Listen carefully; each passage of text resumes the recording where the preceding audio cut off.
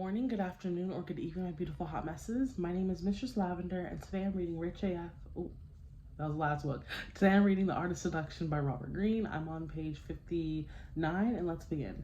Most of us understand that certain actions on our part will have a pleasing and seductive effect on the person we would like to seduce. The problem is that we are generally too self-absorbed. We may occasionally do something that is seductive, but often we follow this up with a selfish or aggression action. We are in a hurry to get what we want, or unaware of what we are doing. We show a side of ourselves that is petty and banal, deflating any illusions or fantasies a person might have about us. Our attempts at seduction usually do not last long enough to create much of an effect. You will not seduce anyone by simply depending on your engaging personality or by occasionally doing something noble or alluring. Seduction is a process that occurs over time. The longer you take and the slower you go, the deeper you will penetrate into the mind of your victim. The 24 chapters in this section will arm you to a series of tactics that will help you get out of yourself and into the mind of your victim, so that you can play it like an instrument. The chapters are placed in a loose order, going from the initial contact with your victim to a successful conclusion, because people's thoughts tend to revolve around their daily concerns and insecurities. You cannot proceed with a seduction until you slowly put their anxieties to sleep and fill their distracted minds with thoughts of you. The opening chapters will help you accomplish this. There is a natural tendency in relationships for people to become so familiar with one another that boredom and stagnation sets in. You have to constantly surprise your victims, stir things up, even shock them. The middle and later chapters will instruct you in the art of alternating hope and despair, pleasure and pain, until your victims weaken and succumb. At all costs, resist the temptation to hurry to the climax of your seduction or to improve. You are not being seductive, but selfish. Everything in daily life is hurried and improvised, and you need to offer something different. By taking your time and respecting the seductive process, you will not only break down your victim's resistance, you will make them fall in love. 1. Choose the right victim, on page 61. Everything depends on the target of your seduction. Study your prey thoroughly and choose only those who will prove susceptible to your charms. The right victims are those for whom you can fill a void, who see in you something exotic, perhaps because of a recent adverse circumstances, or can easily be made so far the completely contented person is also impossible to seduce. The perfect victim has some natural quality that attracts you.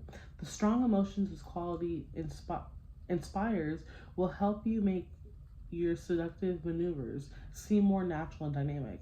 The perfect victim allows for the perfect chase. Keys to seduction. Throughout life, we find ourselves having to persuade people, to seduce them. Some will be relatively open to our influence, if only in subtle ways, while others seem impervious to our charms. Perhaps we find this a mystery beyond our control. But this is an ineffective way. This is an ineffective way of dealing with life. Seducers prefer to pick the odds. As often as possible, they go towards people who betray some vulnerability to them and avoid the ones who cannot be moved. To leave people who are inaccessible to you alone is a wise path. You cannot seduce everyone. On the other hand, you must actively hunt out the prey that responds the right way. How do you recognize your victims? By the ways they respond to you. You should not pay so much attention to their conscious responses. A person who is obviously trying to please or charm you is probably playing to your vanity and wants something from you. Instead, pay greater attention to those responses outside conscious control. A blush, an involuntary mirroring of some of your gestures, an unusual shyness, even perhaps a flash of anger or resentment. All of these show that you are having an effect on a person who is open to your influence. You can also recognize the right targets by the effects they are having on you. Perhaps they make you uneasy. Perhaps they correspond to a deep-rooted childhood ideal or represent some kind of personal taboo that excites you. When a person has such a deep effect on you, it transforms all those subsequent maneuvers. Your strong desire will infect the target and give them the dangerous sensation that they have a power over you. Never rush into the waiting arms of a first person who seems to like you. That is not seduction, but insecurity. The need that draws you will make for a low level attachment, and interest on both sides will sags. Look at the types you have not considered before. That is where you will find challenge and adventure.